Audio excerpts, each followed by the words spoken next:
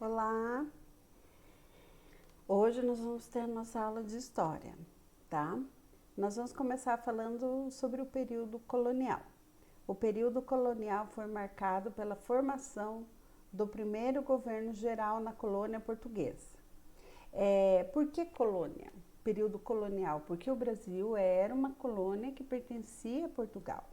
E o governo geral? O que quer dizer o governo geral? O governo geral foi uma forma que Portugal achou adequado para governar o Brasil. Então, é essa forma que o Portugal encontrou para governar o Brasil, através das capitanias hereditárias, foi chamada de governo geral, tá? Então, com a chegada de Tomé de Souza à Bahia e pela formação da primeira capital, a cidade de Salvador. O Brasil ele já está na terceira capital.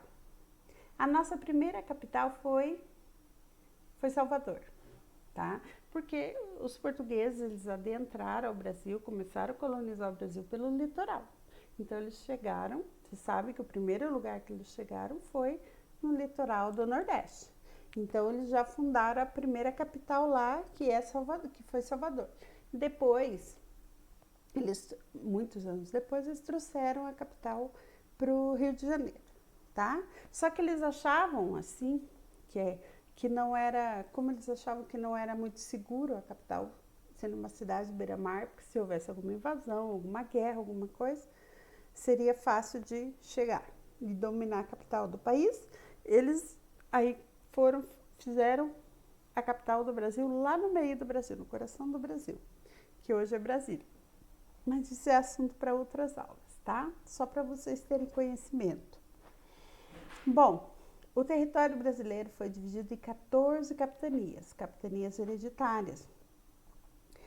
Dom João distribuiu essas 14 capitanias entre pessoas da nobreza de Portugal. Porém, muitos desses que receberam essas terras aqui no Brasil, eles nem vieram conhecer as suas terras, nem vieram, sabe? Não vieram tomar posse, nada.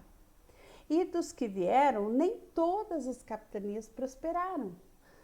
Foram poucas as capitanias que realmente deram lucro e que prosperaram. E por que capitania hereditária? Porque passava de pai para filho. Tá? Quando o pai chegasse a morrer, aquela capitania era dos filhos daí, por isso hereditária, era uma herança. Bom, esse modelo de capitania hereditária ele não obteve muito sucesso, ele durou apenas 16 anos. Apenas 2 capitanias prosperaram, que foi Pernambuco e São Vicente, onde hoje é o estado de São Paulo. Foram só essas 2, das 14 capitanias, essas 2 somente que prosperaram, tá? Então, as capitanias hereditárias foi o período colonial que a colônia Portugal, Portugal, a colônia é o Brasil, tá? Nós somos colônia de Portugal. Possibilitou aos portugueses seus maiores lucros. Porque o que os portugueses queriam? Queriam lucro. Eles queriam, né? Primeiro o pau-brasil, depois o ciclo da cana-de-açúcar, o ciclo do ouro. Eles queriam extrair o que o Brasil tinha e levar as riquezas lá para a Europa, queriam lucro, tá? Os principais momentos da exploração colonial encontram-se nesse período, com os ciclos da cana-de-açúcar e o ciclo do ouro. O ciclo da cana-de-açúcar, o açúcar era um produto muito valorizado na Europa, sabe? E porque tem que ter um clima adequado para o plantio da cana-de-açúcar. Lá na Europa, por causa assim, as temperaturas que eles têm no inverno, que são muito rigorosas, neve, eles não conseguiam plantar a cana-de-açúcar lá. Então, o que os portugueses fizeram? Eles trouxeram de outros lugares do mundo, trouxeram da Ásia. Nova Guiné, na Índia, já haviam plantações de cana-de-açúcar E eles repararam que o clima daquela região, calor, é uma região que não nevava, eles repararam que o clima daquela região parecia com o clima do Nordeste do Brasil. Então eles chegaram à conclusão que se eles trouxessem mudas para cá, eles também podiam plantar. E foi plantado no Nordeste do Brasil e deu muito certo. Os portugueses tiveram muito lucro com o plantio da cana-de-açúcar, tá? E foi marcado pelo sistema plantation. Foi um sistema de exploração colonial utilizados entre os séculos XV até o século XIX, principalmente nas colônias europeias nas Américas. Ele consiste em 4 características principais. Grandes latifúndios. O que são grandes latifúndios? Uma única pessoa dona de muita terra, um espaço muito, alqueires e alqueires e alqueires de terra, muita terra para um único dono. Monocultura, uma única cultura, que era a cana-de-açúcar. Não se plantava mais nada ali, em toda aquela terra era só a cana-de-açúcar. O trabalho escravo, né? Que é a colheita da cana-de-açúcar, moer a cana-de-açúcar, todo esse processo que a cana-de-açúcar passava até virar o açúcar, até chegar no resultado que é o açúcar, né? Era toda feita pelos escravos. E a exportação para a metrópole. Mandavam tudo para a Europa. E lá na Europa, esse açúcar tinha peso de ouro. Então, eles lucraram muito com tudo isso. Só que outros países começaram também a fazer a mesma coisa, que plantavam cana-de-açúcar, começaram a produzir o açúcar e começaram a competir. Aí não era só o Brasil que mandava açúcar para a Europa, outros países começaram a mandar, e daí com isso o preço do açúcar caiu e já não compensava mais tanto para os portugueses.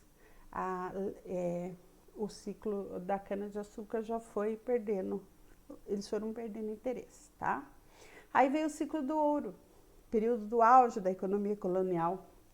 Os portugueses já sofriam com a concorrência mundial da cana-de-açúcar, como eu falei para vocês, que outros países começaram a vender, e passaram a investir na extração de minério, por acreditar na estabilidade econômica, tá? No ouro, em Minas Gerais, né? Por isso o nome Minas Gerais, Minas, lá muito ouro.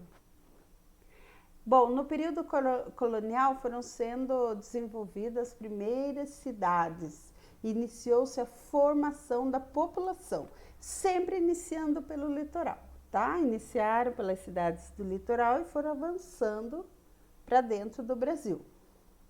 Pelo sertão brasileiro, Amazônia e o sul da colônia, que é aqui a nossa região.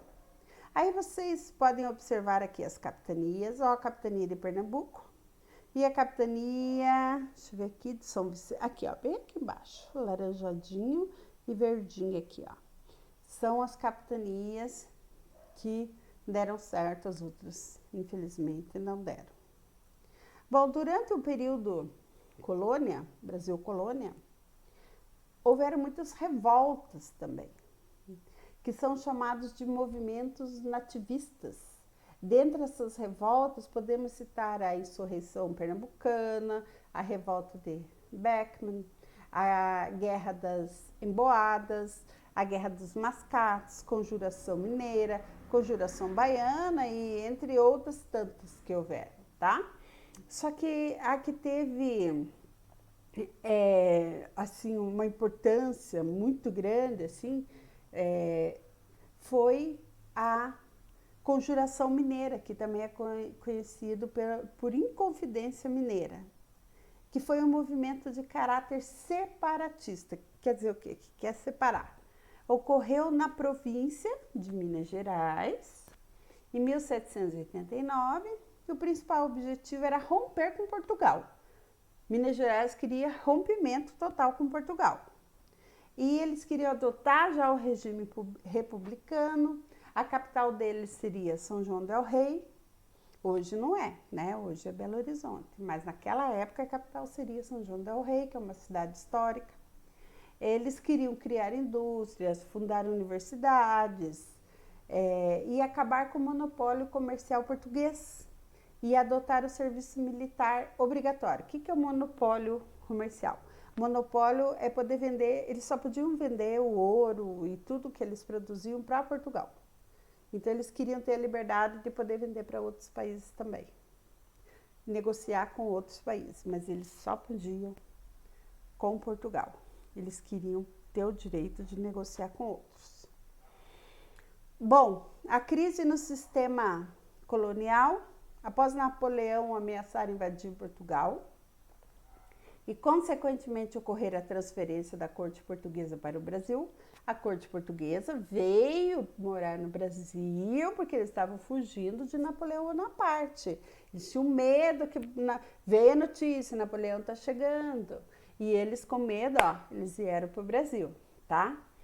Dentro disso, uma série de interesses locais, somados às transformações de ordem econômica, social e cultural que estavam em processo, entre outros fatores, acabou promovendo o fim do ciclo mais duradouro, até agora, da história do Brasil.